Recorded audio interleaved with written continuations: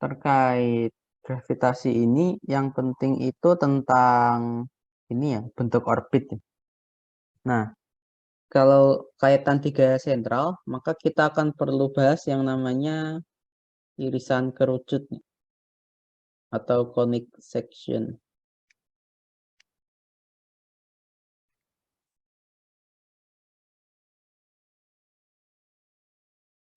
Nah, irisan kerucut berarti dia bangun apa saja, bangun datar ya, yang bisa didapat dari mengiris suatu kerucut nih, kerucut gini.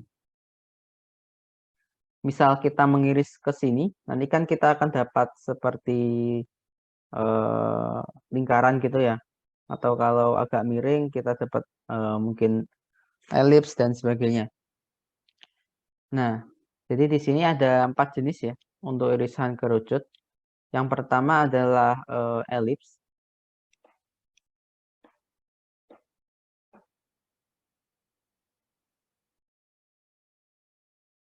Elips berarti kita pahami karakteristik dari elips. Nah, ini elips. Di elips berarti ada 2 jenis sumbu ya. Yang pertama sumbu yang panjang.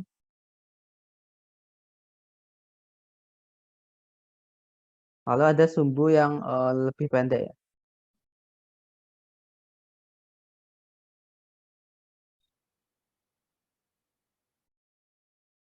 Nah, sumbu yang panjang ini disebut sumbu semi mayor.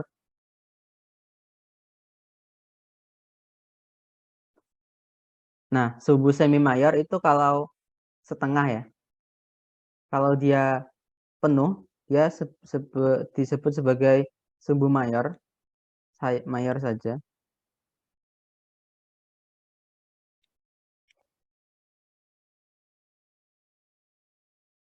Jadi kalau dari sini ke sini itu mayor, kalau sini ke sini semi mayor ya. Semi itu ya sebagian kan berarti.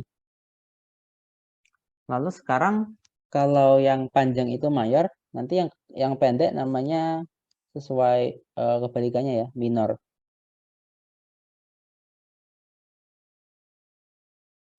Ingat sumbunya. Lalu sekarang kalau panjang dari sini ke sini atau sini ke sini sama aja ya. Nah, panjang A ini merupakan istilahnya A. Kalau yang dari ini kan titik pusat koordinat ya. Jadi titik 0. Nah, kalau yang sini ke sini itu titik B ya.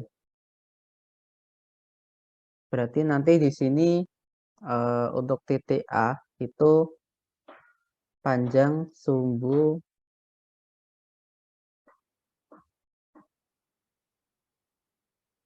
semi mayor. Kalau yang B dia adalah panjang sumbu semi minor ya. Karena B itu kan setengahnya ya.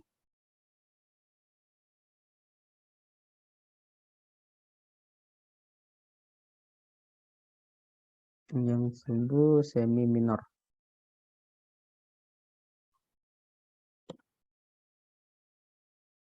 Semi minor.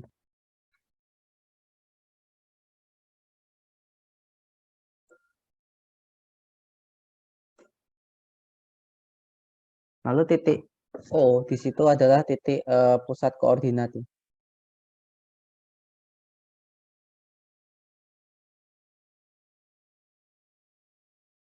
Nah, nanti ada satu titik yang didefinisikan sebagai titik fokus ya. Jarak dia ke sini. Nah, kalau elips dia punya 2 titik fokus ya. Nah, kita sebut jarak dari O ke fokus itu F. Nanti kalau kita cerminkan dia juga punya F ya. Ya, sini ke sini juga F ya. Sama.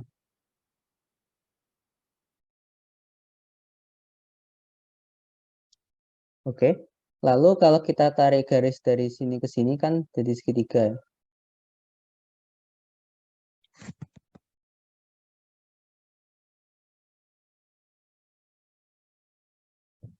Nah, panjang sumbu yang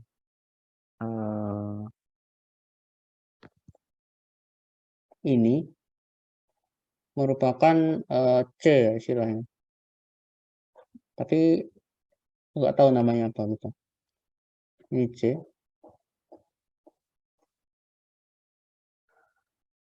Aku lupa yang C itu namanya apa nanti tuh. Nah, itu di elips ya. Lalu apa itu titik fokus?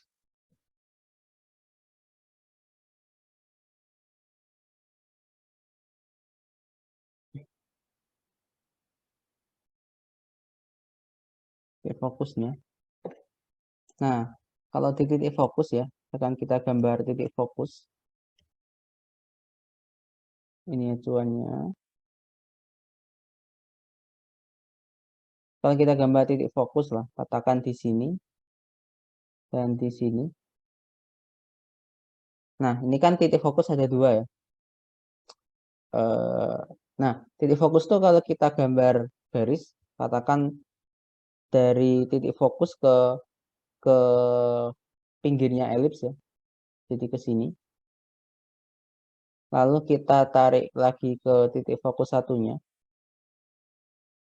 Lalu kita buat garis lagi ya, ngawur aja ke sini, terus ke titik fokus satunya.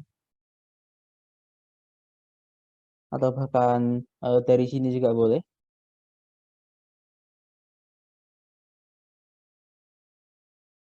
Ini ke sini. Ataupun misalnya ini ya. Dari sini, sini.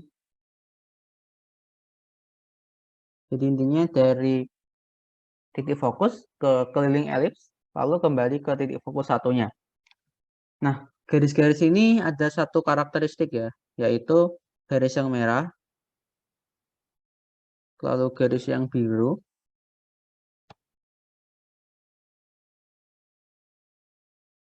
lalu garis yang hijau, garis yang abu-abu. Nah, ini semua punya satu karakteristik ya, yaitu mereka panjangnya sama semua.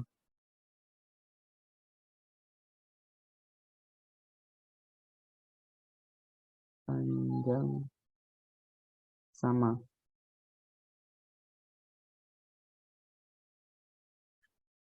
Nah, itu untuk titik fokus. Kemudian ada lagi istilah yang sering dipakai itu adalah eksentrisitas ya.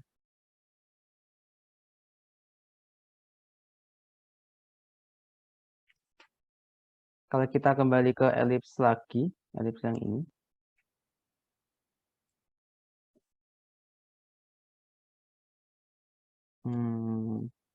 Ini semuanya.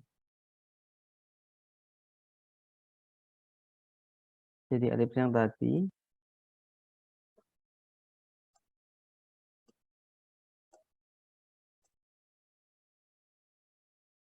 Nah, sekarang kalau kita gambar garis ya.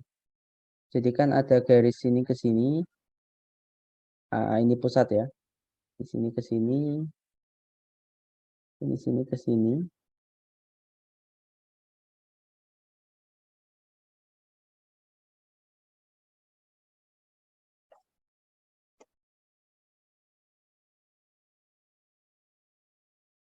Ini F. Oh, atau kelihatannya ini agak salah ya. Bentar aku pastikan. Elips. Tentang definisi C yang di situ.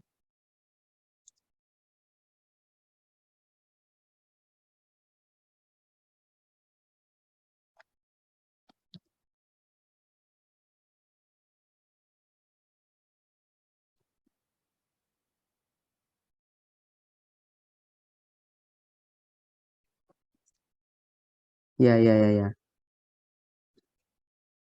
Ada yang salah di sini. Yang pertama, C itu dipakai untuk ini ya, untuk menyatakan panjang fokus biasanya. Bukan untuk yang miring itu. Karena yang miring itu ternyata ya lain ya, bukan C. Nanti kita lihat apa yang miring itu panjangnya berapa. Ini C, ini C. Berarti di sini nanti ada C ya. C itu merupakan panjang fokus.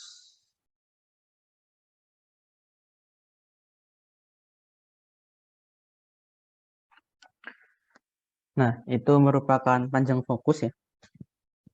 Berarti yang di sini itu adalah C, di sini adalah B. Nah, apa panjang yang miring itu? Sekarang perhatikan ya. Tadi kan kalau ini aku tambahkan lagi ya. Ini kan panjangnya semua sama ya. Jadi seandainya aku buat garisnya itu dari sini,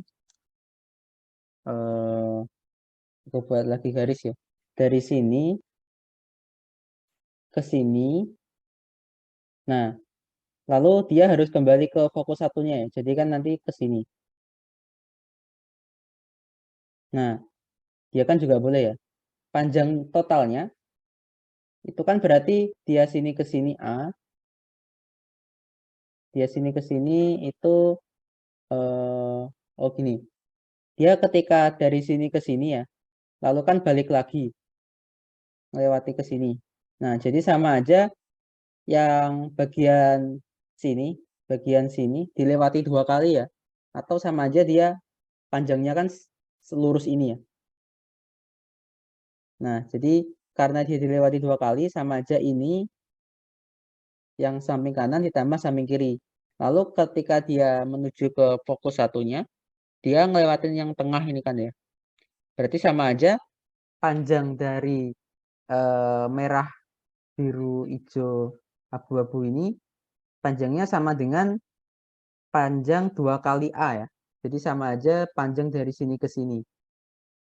Nah, jadi panjangnya sama, tambahannya sama dengan 2A.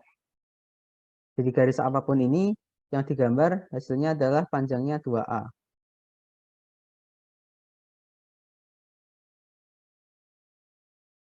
Bentar.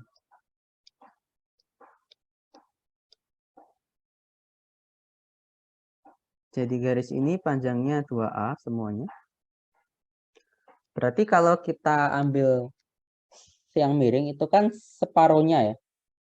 Nah, berarti kan ini sama dengan A, ini sama dengan A ya. Karena kita yang miring itu cuma separuhnya. Jadi untuk fokus cermin, fokus lensa, dia kita bisa cari ya. C kuadrat kan sama dengan A kuadrat minus B kuadrat. Oke. Lalu sama dengan C itu akarnya. Kemudian eksentrisitas itu definisinya E, epsilon. Jadi epsilon di sini. Nah, definisi eksentrisitas itu sama dengan C per A. C per A ya. Atau bisa juga sama dengan C per A berarti akar A kuadrat minus B kuadrat per A.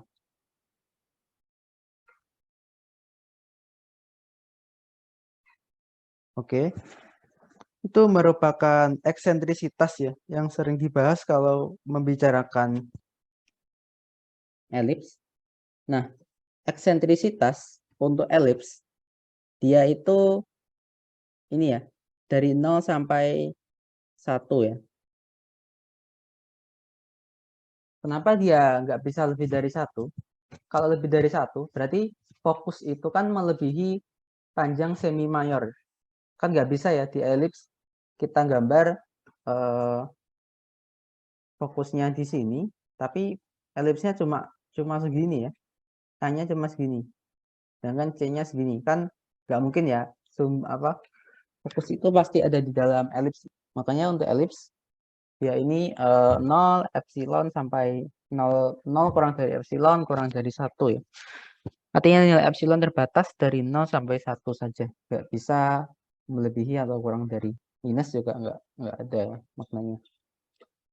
Dia bisa setengah, bisa sepertiga, terserah.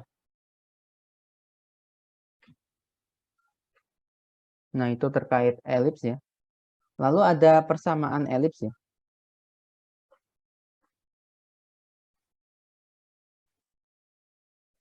Nah, ini nggak perlu aku turunkan saja karena terlalu panjang. Jadi persamaan elips.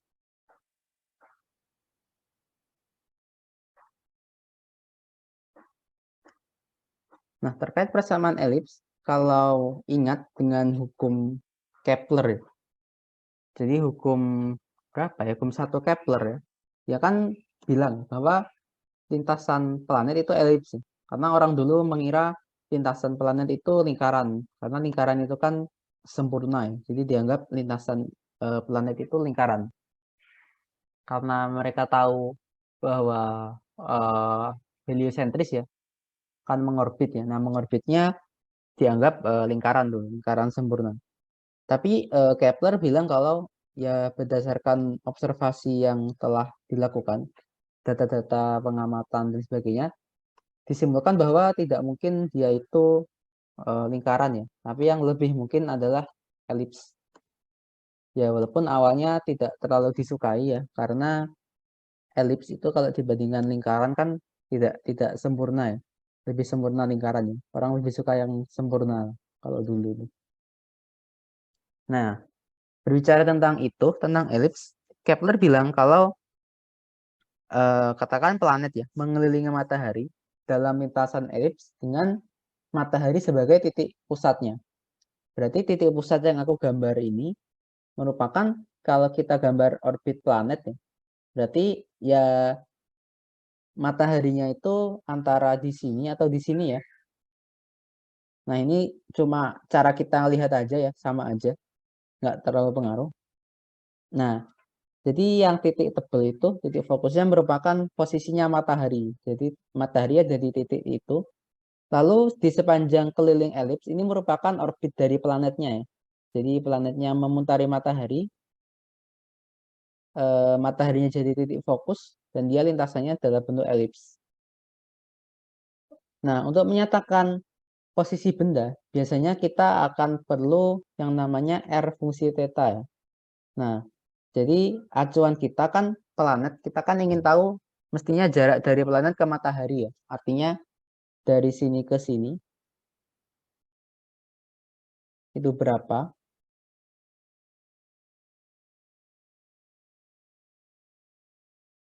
Oke. Nah, ini jaraknya berarti R ya katakan dari jari ya. Jadi ini semacam titik pusat kita sekarang, pusat koordinat.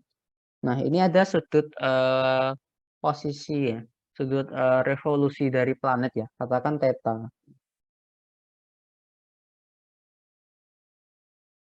Nah, kita ingin tahu kira-kira R fungsi theta bagaimana. Artinya ketika tetanya 0, R-nya berapa? Ketika tetanya 90 derajat di sini, R-nya berapa? Atau ketika tetanya itu 0 atau 180 derajat, dia R-nya berapa? Nah, untuk R fungsi theta, pada hapusnya. Untuk di elips dia jadi seperti ini ya. R sama dengan A1 min epsilon kuadrat. Nah, A tadi yang ini ya, sumbu semi mayarnya. Lalu dibagi 1 per epsilon cos theta. Nah, ini merupakan R theta dari elips ya.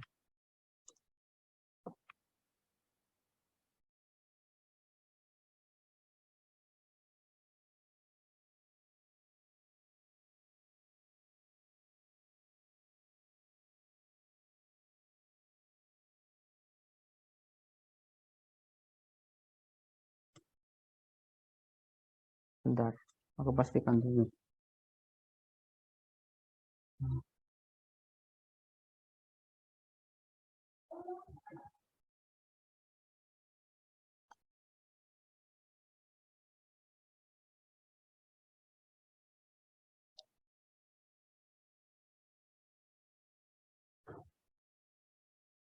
Ya, pakai itu ya.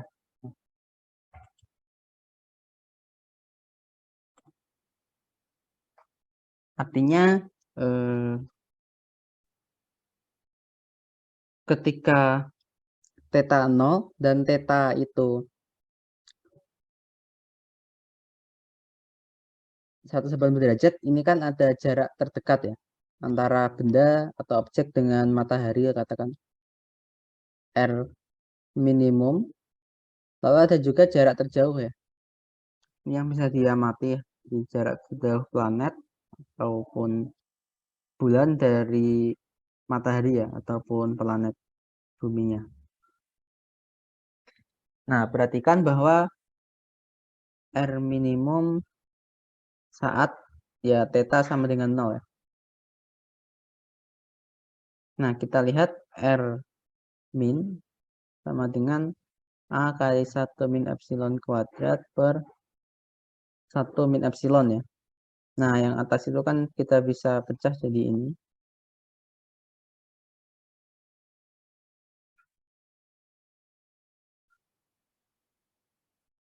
Oh, sorry. Ini plus ya. Kalau pakai tetanya yang ini, ya plus. Tapi kalau pakai nanti, ya pakainya ini aja ya. Pakai plus aja. Sorry, salah. Jadi di sini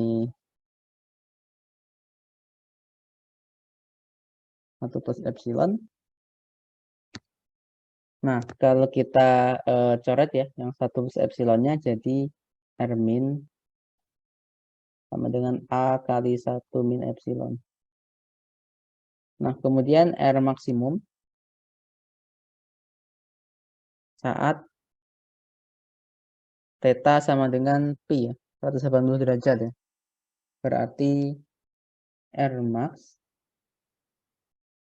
itu A kali 1 min epsilon kuadrat ya, per 1. Nah, pas 180 derajat ya, atau pi radian itu kan min 1.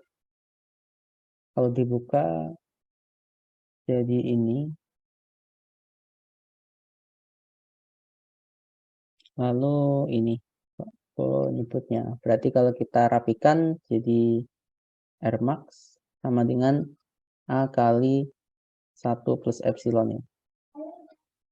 Nah, ini bisa dibuktikan ya bahwa R minimum tambah R maksimum kan sama dengan 2A ya. Ya sama, emang sama ya, sesuai definisi dari A di situ.